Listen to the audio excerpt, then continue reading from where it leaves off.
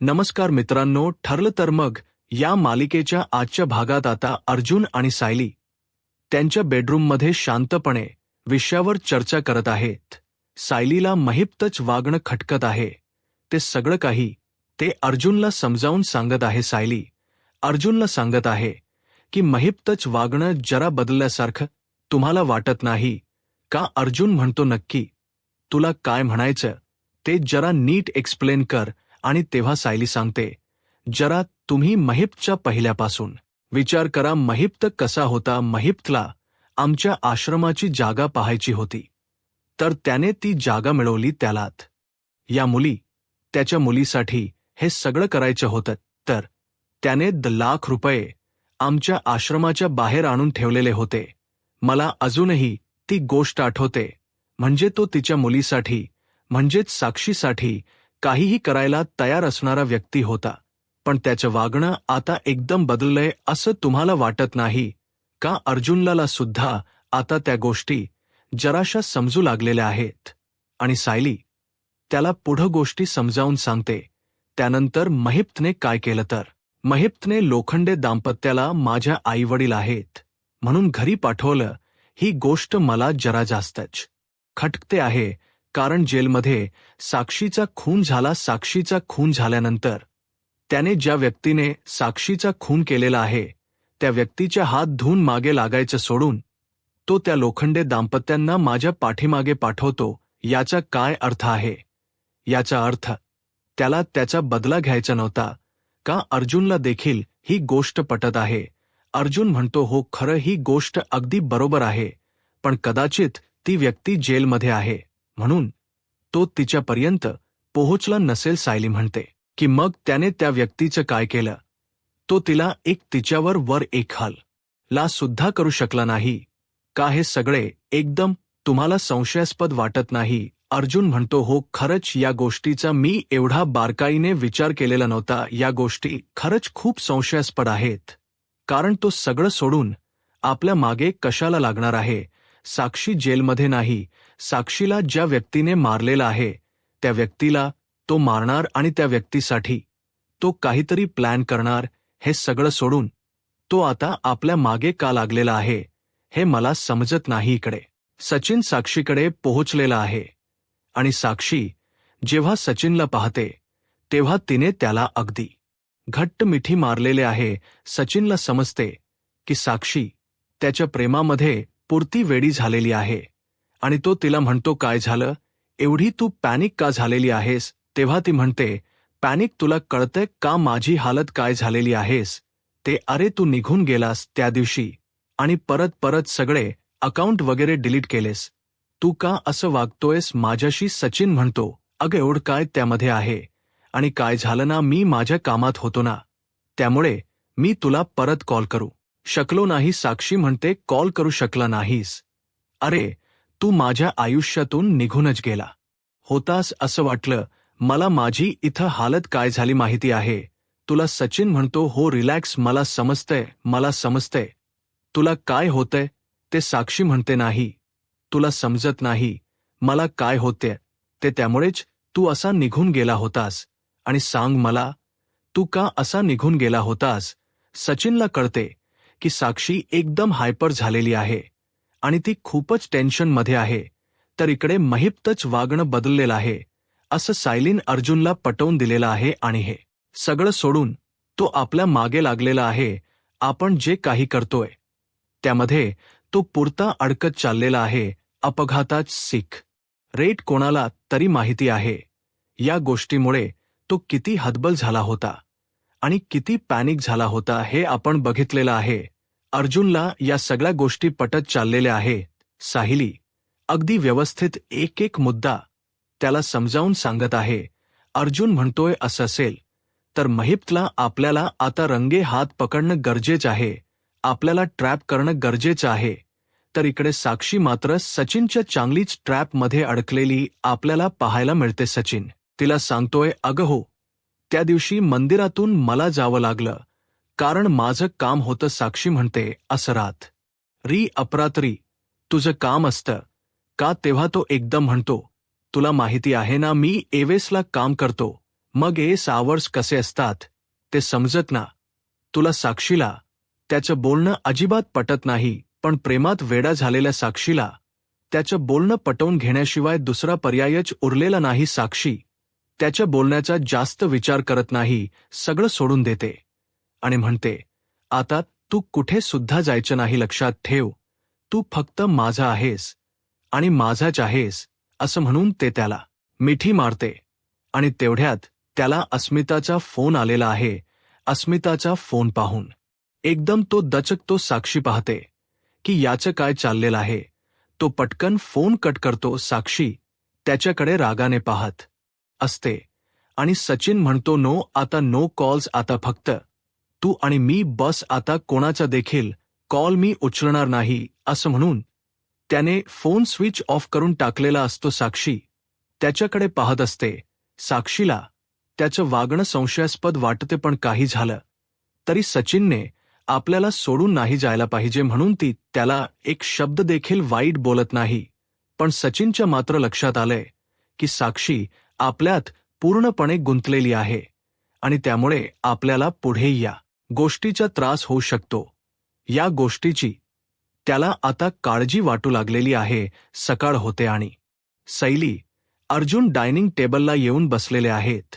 विमल त्यांच्यासाठी गरमागरम पोह्यांचा नाश्ता आणून देत आहे, पण ते दोघे आपापसात काहीतरी कुजबुजत आहेत. आज आपल्याला सिनियरकडे जायचं आहे, असं अर्जुन सांगत आहे. त्याला सगळा प्लॅन समजावून सांगणं गरजेचं आहे, असं तो बोलत आहे. आणि त्यांचं कुजबुजणं हॉलमध्ये सोप्यावर बसलेली प्रिया ऐकत आहे. तिला ते काही स्पष्ट ऐकू येत नाही, पण तिच्या एक लक्षात आलंय की सायली आणि अर्जुन यांचं आपापसात काहीतरी बोलणं चालू आहे. म्हणजे हे दोघं नक्की काहीतरी प्लॅन करत असतील, असा संशय तिला आलेला आहे. अर्जुन आणि सायली खरोखरच प्लॅन बनवतायत की आता सिनियरकडे जायचं, त्याचबरोबर प्रतिमाला भेटायचं आणि या गोष्टीवर म्हणजेच महिपच्या गोष्टीवर चर्चा करायची आणि महिपला आपल्या ट्रॅपमध्ये कसं अडकवता येईल याविषयी थोडंसं आपण सिनियरशी बोलायचं, असं अर्जुन आणि सायली बोलत आहेत. आणि इकडे प्रियाला मात्र त्यांचं बोलणं ऐकायचं आहे. हे नक्की काय करतायत, अजून काय प्लॅन करतायत, आता हे बाहेर चालले असतील का, मग बाहेर चालले असतील तर नक्कीच यांच्या डोक्यात काहीतरी प्लॅनिंग सुरू आहे, असं ती बोलते विचार करत असते. आणि तेवढ्यात अस्मिता देखील आलेली आहे. अस्मिता मात्र अगदी उदास होऊन आलेली आहे. अस्मिता म्हणते, म्हणजे आता तुम्ही दोघं पण बाहेर चाललात का? अरे काय चाललंय तुमच्या दोघांचं, सारखं बाहेर जायचं मला नाही पटत आहे. एकतर तो सचिन निघून जातोय, त्याला फोन केला तर तो फोन उचलत नाही. तिकडच्या घरी मला करमत नाही, कारण माझे सासू सासरे पण घरी नाहीत. इथं आले तर इथं पण आई बाबा घरी नाहीत, कुठे गेलेत ते सायलीला विचारते. तेव्हा सायली सांगते, अहो ते बाहेर गावी गेलेले आहेत, आश्रमाचा कार्यक्रम आहे ना, ते तिकडे गेलेले आहेत. तेव्हा अस्मिता म्हणते, बघा म्हणजे आता इथं पण मी एकटीच राहणार, तुम्ही दोघं पण आता निघून जाणार. तेव्हा सायली म्हणते, ठीक आहे मी थांबते, तुम्ही नका काळजी करू. अस्मिता म्हणते, नाही तुला जायचं आहे ना, तू जा उगच माझ्यासाठी, तू अजिबात थांबू नको. सायली म्हणत असते की अहो असं नाही काही, मी थांबते. आणि अर्जुनला देखील ती म्हणते, मी थांबू का? पण अर्जुन म्हणतो, अग आपल्याला तर जाणं गरजेचं आहे, तुला माहिती आहे ना. अस्मिता बघते की यांची खुसबूज चाललेली आहे. अस्मिता म्हणते, अजिबात तू थांबू नको, तुला जायचं आहे ना, तू पटकन निघ आता. प्रिया मात्र चिंतातूर झाली आहे, नक्की आता हे अर्जुन सायली कुठे चालले आणि माझ्या डोक्याला अजून काय ताप वाढवून ठेवणार आहेत, असा विचार ती करत आहे. पण हे दोघे जेव्हा बाहेर येतात तेव्हा सायलीला मात्र वाईट वाटत आहे. सायली अर्जुनला म्हणते, आपण आता चाललो आहे खरं, पण मला असं वाटते अस्मिता ताई जवळ थांबणं गरजेचं आहे, कारण त्या खूपच उदास झालेल्या आहेत आणि त्यांना असं या परिस्थितीमध्ये उदास ठेवणं चुकीचं आहे. अर्जुन म्हणतो, हो असं असलं तरी आपलं काम देखील खूप महत्वाचं आहे, कारण आता महिपला आपल्याला ट्रॅपमध्ये अडकवायचं आहे, त्यासाठी आपल्याला सिनियरची मदत घेणे गरजेचे आहे. सायली म्हणते, हो पण आता अस्मिताची तब्येत देखील खूप महत्वाची आहे. अर्जुन म्हणतो, हे बघ आता तू अजिबात घरी माघारी जायचं नाहीये, एवढं मी तुला सांगतोय. तेव्हा सायली म्हणते, ठीक आहे, पण आज आपण लवकर यायचं आणि अस्मितासाठी छोटीशी पार्टी आपण अरेंज करायची, असं तिने अर्जुनला सांगितलेलं आहे. तर इकडे अर्जुन सायलीचा पिछा करण्यासाठी प्रियाची अगदी गडबड चालू झालेली आहे. ती गाडीची चावी घेते आणि पटकन वळून जाणार असते. तेवढ्यात तिची धडक बसते अश्विनला आणि अश्विन बघतो की हिची काहीतरी धावपळ चालू आहे. अश्विनने स्वतःसाठी कॉफी बनवून आणलेली असते आणि प्रियाची धडक लागल्यामुळे ती कॉफी देखील सांडलेली असते. एकतर ही स्वतःहून कधी आपल्याला कॉफी बनवून देत नाही आणि आता तिच्यामुळे कॉफी सांडली आहे. यामुळे अश्विन मात्र पुरताच चिडतो आणि तिच्या अंगावर जातो आणि म्हणतो, तुझी काय धावपळ चाललेली असते का सकाळ सकाळ? तेव्हा ती देखील म्हणते, तुला काय करायचंय? माझं काहीतरी काम आहे, तुला का सांगू मी कुठे चालली आणि काय माझी धावपळ आहे ती. अश्विन चिडतो आणि म्हणतो, हो, तू असं पण काय मला सांगणार आहेस? साधी कॉपी तू मला बनवून देऊ शकत नाहीस आणि तू काय गोष्टी सांगणार आहेस? तेव्हा प्रिया चिडते आणि म्हणते, अच्छा, तर तू आता मला कॉपीवरून भांडणार आहेस? काही वेळ आहे का कॉफी भांडण्याची? तुला भांडायचं असेल तर एकटा भांडत बस बस. असं म्हणून ती मात्र निघून जाते. बाहेरून बघते तर सायली आणि अर्जुन निघून गेलेले असतात आणि तिची पुरती चिडचिड सुरू झालेली आहे. सायली आणि अर्जुन इकडे रविराजकडे आलेले आहेत आणि त्या रविराजला आपल्याला महिप्तला ट्रॅपमध्ये अडकवण्यासाठी काय करावं लागलं याच प्लॅनिंग करत आहेत आणि तो त्यांना अगदी व्यवस्थितपणे समजावून सांगत आहे. तो म्हणतोय, आपल्याला जर का ॲक्सिडेंटचा सीन रिक्रिएट करायचा असेल तर करू शकतो, पण त्या ठिकाणी पोलीस देखील असणं गरजेचं आहे. या सगळ्या गोष्टी तू सावंत साहेबांना सांगून ठेव, कारण सावंत साहेब असतील तर आपल्याला महिप्तला एकदम रंगे हात पकडणं सोपं होईल. कारण ॲक्सिडेंटचा सीन जर का रिक्रिएट केला तर महिप्त काहीतरी चूक करणार आहे आणि महिप्तन जर का काही चूक केली तर आपल्याला त्याला तेथेच रंगे हात पकडता येईल.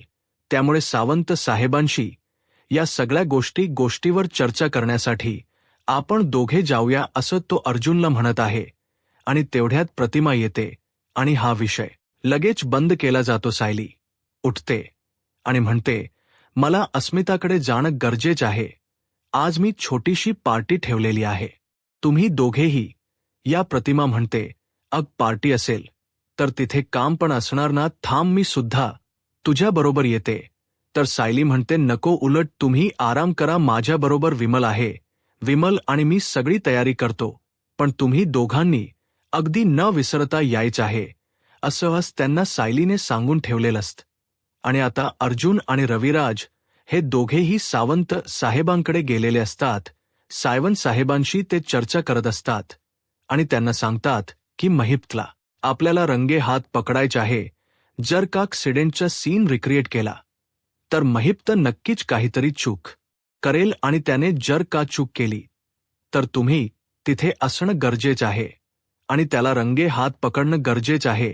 यासाठी तुम्ही याल का? असं सांगितल्यावर सावंत साहेब म्हणतात, तुम्ही काहीच काळजी करू नका, मी तिथे असणार आहे. तर रविराज म्हणतात, हे सगळं होण्याच्या अगोदरपासून तुम्ही तिथे पाहिजेत. सावंत साहेब त्यांना शब्द देतात, तुम्ही काही काळजी करू नका, मी माझ्या फोर्स सहित तिथे असणार आहे. डोंट वरी, फक्त तुम्ही सांगा की काय काय करणं गरजेचं आहे. असं म्हणून सावंत साहेबांनी रविराज आणि अर्जुन यांना मदतीचा हात पुढं केलेला आहे आणि त्यामुळे अर्जुन आणि रविराज खुश झालेले आहेत. कारण त्यांना माहिती आहे सावंत साहेब जर का असतील तर कायदा आपल्या पाठीशी आहे आणि त्यामुळे महिप्त आपलं काही बिघडू शकत नाही आणि उलट महिप्तला रंगे हात पकडायला आपल्याला सोपं पडणार आहे. आणि सावंत साहेब देखील खुश होऊन म्हणतात की आम्हाला देखील महिप्तला पकडायचंच. आतापर्यंत तो कुठल्याच गुन्ह्यात सापडत नाही. तो इतका सराहित गुन्हेगार आहे की पाठीमागे पुरावा देखील ठेवत नाही. पण आता तो जर का रंगे हात पकडला जात असेल तर पोलीस डिपार्टमेंटला अजून दुसरं काही नको आहे असं यांनी सांगितलेलं असतं. उद्याच्या भागामध्ये आपल्याला पाहायला मिळतं की रविराजकडे पुन्हा एकदा सायली अर्जुन गेलेले आहेत आणि ते म्हणतायत की आम्हाला प्रतिमाला देखील तेथे बोलवण गरजेचं आहे. पण रविराजला ही आयडिया अजिबात आवडलेली नाही. तो म्हणतो मी प्रतिमाला अजिबात तेथे आणणार नाही, कारण तिला या सगळ्या गोष्टीचा खूप त्रास होतो. तिला या सगळ्या गोष्टीमुळे प्रचंड त्रास होऊ शकतो आणि मला असं वाटतं की तिला महिप्त काहीतरी त्रास देण्याचा प्रयत्न करू शकतो. मला ही रिस्क अजिबात घ्यायची नाही. त्यामुळे मी प्रतिमाला अजिबात तेथे आणणार नाही असं त्याने स्पष्टपणे सांगितलेलं असतं. आणि त्यामुळे अर्जुन सायली जराश नाराज झालेले आहेत, कारण त्यांना माहिती आहे जर का प्रतिमा आली नाही तर मपत तेथे काहीच करणार नाही. प्रतिमाला पाहिलं तरच तो काहीतरी चूक करू शकणार आहे असं त्याने रविराजला सांगितलं असतं. पण रविराज मात्र हे सगळं ऐकायला तयार नाही. तो म्हणतो काही जरी झालं तरी प्रतिमा त्या ठिकाणी अजिबात येणार नाहीये. ही गोष्ट आता प्रतिमाला देखील समजलेल असते तर प्रतिमा चक्कर रविराजला म्हणते मला तिथे जाणं गरजेचं आहे, कारण आता मला सगळ्या गोष्टी हळूहळू आठवू लागलेल्या आहेत.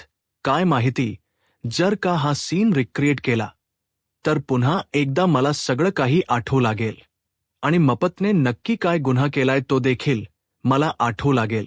त्यामुळे तुम्ही मला आता घरात बसू नका, तर ज्या ठिकाणी हे सगळं काही घडणार आहे त्या ठिकाणी मला जाऊ द्या असं ते रविराजला समजावून सांगत आहे. खरं तर रविराजला ही गोष्ट पटत नाही, पण स्वतः आता प्रतिमाच म्हणत आहे की मला जायचं आहे.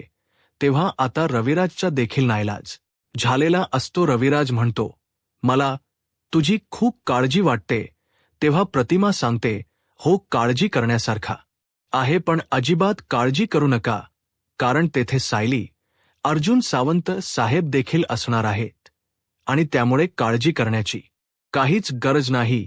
रविराज म्हणतो असं जरी असलं तरी काही झालं तर काय करणार. प्रतिमा सांगते की तुम्ही काहीच काळजी करू नका. माझं मन मला म्हणतंय की आता पुढे काय होईल हे पाहायला आत्ताच माझा महाराष्ट्र या यूट्यूब चॅनलला सबस्क्राईब करा. धन्यवाद.